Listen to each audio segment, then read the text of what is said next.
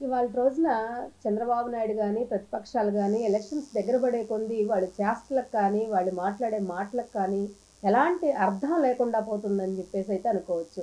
ఈ మధ్య జరిగినటువంటి తిరువూరు సభనే తీసుకోండి. చంద్రబాబు గారి మాటలు ఎలా ఉన్నాయండి? ఊసర వెళ్లి కూడా సిగ్గుపడతదేమో అనిపిస్తా ఉంది ఆయన మాటలు వింటే.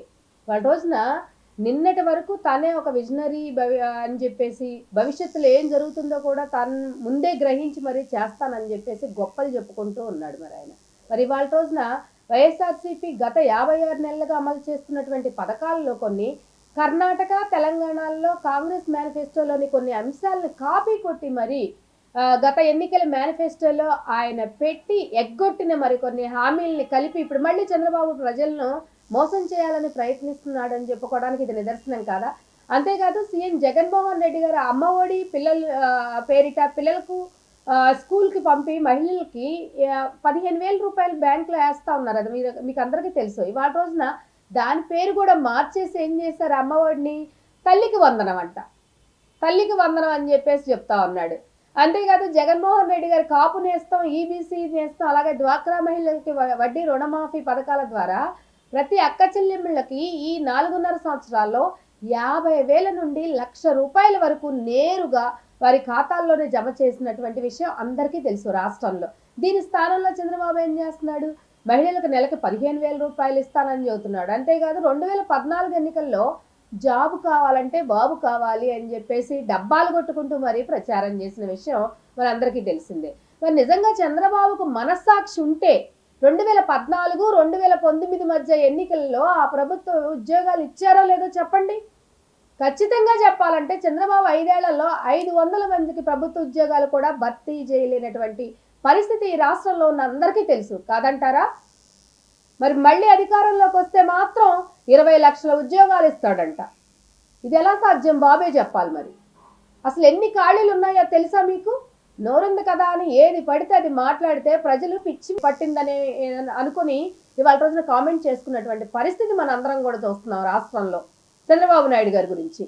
అంతేకాదు జగన్ గారు అధికారంలోకి వచ్చిన వెంటనే 1,30,000 సచివాలయ ఉద్యోగాలు ఇచ్చి మరి సుమారు 3 లక్షల మంది వాలంటీర్లను కూడా అపాయింట్ చేసి వాళ్ళకి గౌరవవేతనం ఇస్తూ తమ ప్రాంతంలోనే తమ ప్రాంత ప్రజలకి సేవ చేసే విధంగా వాళ్ళు గౌరవంగా ఎంతో గౌరవంగా జీవించేలాగా చేశారు జగన్ అన్న. అంతేకాదు ఆర్టీసీ ఉద్యోగులను ప్రభుత్వ ఉద్యోగాలుగా కూడా మార్చినటువంటి విషయం మనందరం కూడా తెలుసుకోవాల్సింది. అంతేకాదు వైద్యంలోనూ ఆరోగ్య శాఖల్లో కూడా 50,000కు పైగా వైద్యుల్ని అలాగే పారామెడికల్ మరి ముఖ్యంగా ఇతర ఉద్యోగాలను కూడా భర్తీ చేశారు. అది తెలీదా మనకి? ఏపీఎస్సీ ద్వారా 8,000 వరకు పోస్టులను భర్తీ చేశారు. ఇది తెలీదా మరి? బాబు ఏనాడైనా చిత్తశుద్ధితో ప్రభుత్వ ఉద్యోగాలు ఇచ్చాడా చెప్పండి. అంతేకాదు ఈ విధంగా చంద్రబాబు నిరుద్యోగ భృతి 3,000 రూపాయలు ఇస్తాడంట. అంటే 3,000 రూపాయలు నిరుద్యోగ భృతి ఇచ్చేదేంటి? వాళ్ళు ఏమైనా వికలాంగులా? పెన్షనర్సా? పెన్షన్ పడేస్తున్నాడా? చదువుకున్న వాళ్ళకు కూడా నిరుద్యోగ భృతి నవ్వుకుంటున్నారండి అందరూ కూడాను. అంతేకాదు ఇది బాగు ఎగ్గొట్టి పాత హామీనే కదా ఇది కూడా. ఆ 3,000 ఆల్రెడీ ఇంతకుముందు ఉద్యోగ భృతి ఇస్తా అన్నాడు, మరి ఇచ్చాడా? అది కూడా ఎగ్గొట్టాడుగా. 2014లో ఒక్కో నిరుద్యోగికి ఉద్యోగం వచ్చే వరకు 2,000 భృతి ఇస్తానని చెప్పిన మాట నిజం కాదా? తీరా అధికారంలోకి వచ్చాక ఏం చేశాడండి? నిరుద్యోగుల్ని దగా చేశాడు. అంతేకాదు కేవలం 2019 ఎన్నికలకు 3 నెలల ముందు కొద్దిమంది మాత్రం ఏదో లిటిల్ బిట్ భృతి ఇచ్చినటువంటి విషయం మాత్రం అది ఏదో కొంతమందికి నామకే వస్తే ఇచ్చాడు. అలా నిరుద్యోగ భృతి 2,000 అన్నాడు. ఆ కొంతమందికి కూడా ఇచ్చింది ఎంత? 1,000 రూపాయలే కదండి నిరుద్యోగ భృతి ఇచ్చింది. చెప్పిందేమో 3,000 రూపాయల భృతి, తర్వాత 2,000, 2,000 కాస్త 1,000 రూపాయల భృతి ఇచ్చాడు. మరి చెప్పింది ఒకటి, ఇది చేసేది ఒకటి మరి ఆయన.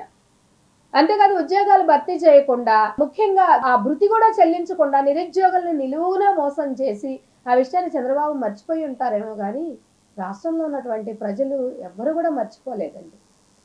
ఇక ఈ విజనరీ చేసిన కాపీ హామీల్లో గొప్పది కర్ణాటక, తెలంగాణలో కాంగ్రెస్ ఇచ్చిన మహిళలకు ఉచిత బస్సు ప్రయాణం. అధికారంలో ఉండగానే ఆర్టీసీ నిలువునా ముంచేసి ప్రైవేటు వారికి అప్పగించాలని చంద్రబాబు ప్రయత్నం చేసిన విషయం మనందరికీ తెలిసిందే. మరి ఇప్పుడు కార్మికులు ఉద్యమించడంలో వెనక్కి తగ్గి నష్టాల ఊబిలోకి నెట్టేసి మరీ వదిలేశారు. ఇది తెలీదా?